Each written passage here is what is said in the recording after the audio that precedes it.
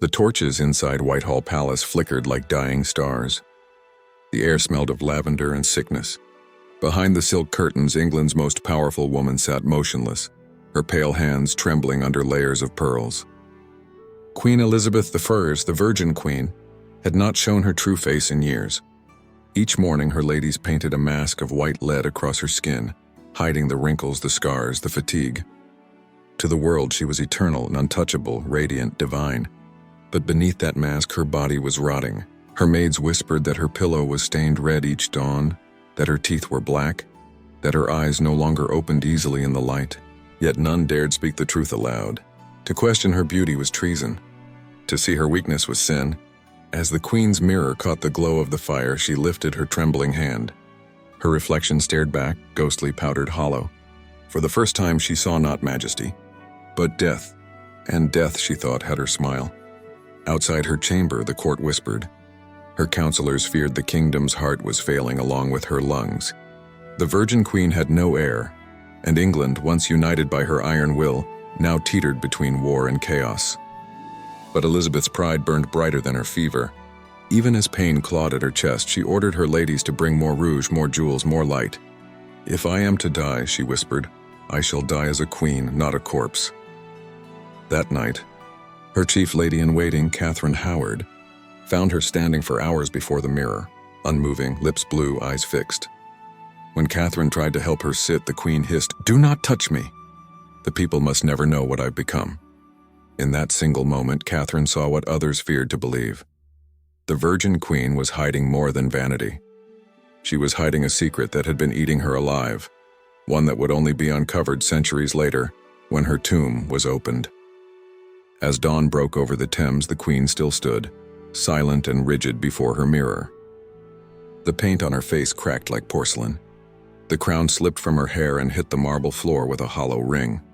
And with that sound, the sound of falling power, England began to tremble. To be continued.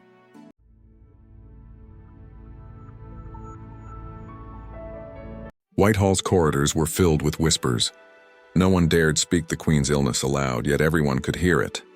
The dry cough behind closed doors, the muffled groans after midnight, the sound of a crown sliding from a weary head. Elizabeth I had ruled for more than 4 decades. In that time, she had turned England into a fortress of glory and fear. But her power came at a terrible cost, one painted layer at a time. Her face, once soft and golden, had become a battlefield. The white paint that made her appear divine, Venetian ceruse, was poison. Made from white lead, it slowly sank into her pores, her blood, her bones.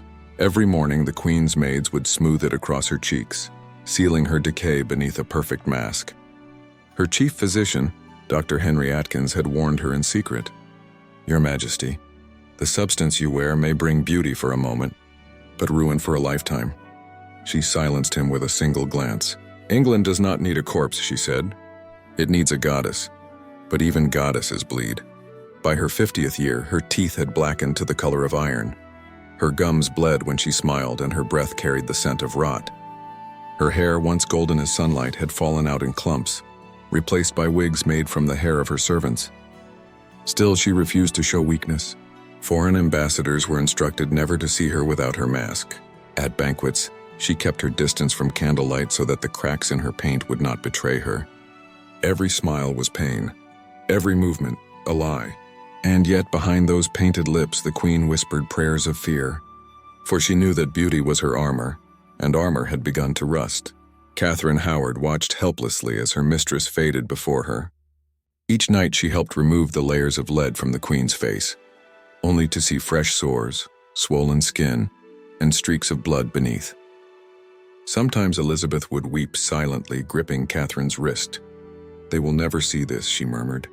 "Not while I live." But poison does not obey pride.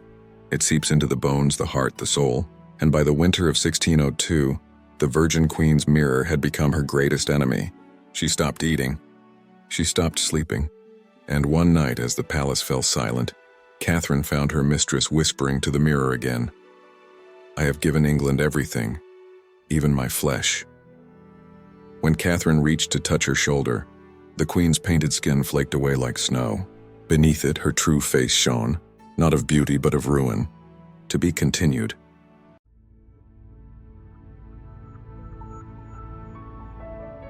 London waited in silence. For months, the Queen had not appeared on her balcony. Her people whispered that she had become a ghost, ruling from shadows trapped behind her own vanity. Inside Whitehall Palace, the air was heavy with fear. Ministers spoke in hushed tones. Ambassadors were kept waiting for days, sometimes weeks. And whenever the Queen finally appeared, she was covered from throat to crown in white, a living statue trembling beneath her jewels. She has not aged, some courtiers claimed. She has not lived, others whispered. But no one dared speak the word that lingered behind every closed door: poison. The truth was worse. Elizabeth had poisoned herself, not through treachery, but through pride. The lead from her ceruse, the mercury from her rouge, the fumes of her perfumes, all mixed within her blood. Her organs weakened, her teeth shattered, her voice began to fade. Even the smallest touch sent pain shooting through her limbs. Dr. Henry Atkins, her loyal physician, tried one last time to save her. He replaced her cosmetics with harmless powders, but the Queen noticed the difference instantly. She threw the mirror across the room and shouted, "You would have me appear mortal before them? You would see England's courage die with my color?" Her attendants fell to their knees in terror. For the first time, Catherine Howard saw madness flicker behind those once golden eyes. Outside, the kingdom grew restless. The nobles schemed. The question of succession tore through London's alleys and halls. Who would rule when the Virgin Queen fell? Whispers of rebellion filled the night. Some claimed her cousin, Mary's son, James of Scotland, was already preparing to march south. Others believed she would never die at all, that she was something divine, cursed to rule forever. But inside the Queen's chambers, the truth unfolded in silence. Each morning, the scent of decay grew stronger. Her hands, once graceful and pale, turned gray. Her rings no longer fit her swollen fingers. Still, she refused to rest. She forced her body onto the throne day after day, staring into the distance as her council read reports she could barely hear. Her eyes no longer saw parchment, only ghosts. The ghosts of men she had loved and executed, of nations she had burned, of secrets she had buried under the crown.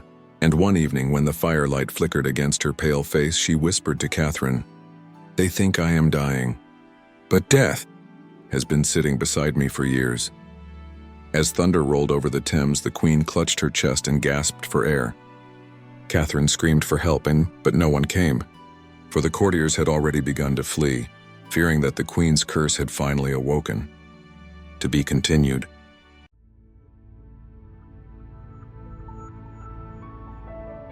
Rain hammered against the palace windows as Dr. Henry Atkins stood alone in his study. On the table before him lay the Queen's discarded handkerchief, spotted with blood and flakes of white powder. He dipped a quill into ink and wrote a single word on the parchment: lead. For weeks he had taken samples of the Queen's powders and rouges, testing them in secret. The results chilled him to the bone. Each one contained enough poison to kill a common man in days. Yet Elizabeth had worn it for decades. He felt trapped between duty and horror. To speak the truth would mean his death. To stay silent meant hers. That night, Catherine Howard came to him, her face pale and eyes red with sleepless worry. "She grows weaker," she whispered. "Her fingers are cold even by the fire. You must help her, Henry. You must." Atkins turned toward her with trembling hands. "It is not illness," he said softly. "It is alchemy, of her own making." He showed her the powder jar marked Venetian ceruse. Catherine stared in disbelief. "Her paint?" He nodded. "Her crown has turned against her."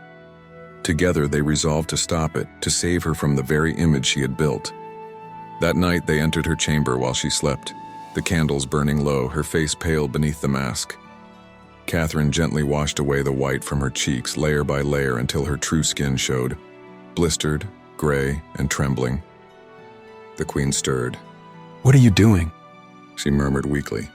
"Saving you, Majesty," Catherine whispered. But when the Queen saw the mirror beside her bed, saw her ruined face in the dim reflection, she screamed. Her voice, once commanding armies, now cracked like glass. "Monster!" she cried. "You have stripped me bare before the world." She struck the mirror, shattering it into 1,000 shards. One cut her hand, streaking the sheets with blood. Atkins tried to calm her, pleading softly, "Your Majesty, the poison will soon reach your heart. Please, and you must stop the paint. But Elizabeth only laughed, hollow and bitter. I would rather die a queen than live as a woman forgotten. The doctor bowed his head in sorrow. He knew the choice had been made. Still, he kept one vial of her cosmetic, a secret sample, hidden away in a wooden box. Someday, he whispered to Catherine, they must know what killed her. By morning, the queen had ordered him banished from her chamber. She refused food, medicine, or sleep. And as her sickness deepened, she dismissed her servants one by one, until only Catherine remained to witness the last days of England's brightest star fading into shadow. Outside, a storm raged across the city.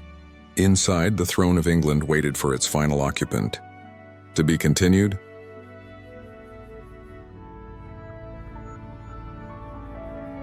The winter of 1603 arrived like a silent enemy. Whitehall's halls were empty, save for the faint crackle of dying fires. Outside, the Thames lestit baignade the grey sky. Inside, the Virgin Queen sat on her throne, her body fragile, her breathing shallow. Catherine Howard held her mistress's hand, cold and trembling, as Elizabeth whispered her final words. My kingdom, my crown, my people. I leave you all in shadow. The Queen's eyes, once bright and commanding, now seemed to reflect centuries of secrets. She had ruled a nation, fought enemies, and shaped history, yet she had been betrayed by her own vanity. The lead in her skin, the mercury in her rouge, the poison she had unknowingly ingested for decades, all had conspired to claim her life. Dr. Atkins had been banished from her chamber, but Catherine had kept his secret close. She knew the truth. Elizabeth had not simply died of old age or a cough. Her body was a graveyard of slow poisons, a testament to the cost of perfection and the cruel weight of power. The Queen coughed, a sound that rattled through the marble halls. Her breath was shallow, her lips pale beneath the fading rouge. Catherine pressed a damp cloth to her forehead, trying to soothe her, but nothing could stop what had begun decades ago. Well, England remembez-me. Elizabeth murmured, her voice barely audible. Catherine squeezed her hand, tears streaking her cheeks. They will remember, Majesty. You will live forever in their hearts, in history. Elizabeth's gaze drifted to the mirror. She stared at the pale, cracked reflection of a woman who had given everything, her life, her body, her soul, for a crown. She had hidden her decay behind layers of paint and pride, but in these last hours, the mask had fallen. Her beauty, her control, her eternal visage, all were gone. With one final shuddering breath, Elizabeth I exhaled, her body finally surrendering to the truth she had concealed for 40 years. The chamber fell silent. Notre impasse sous.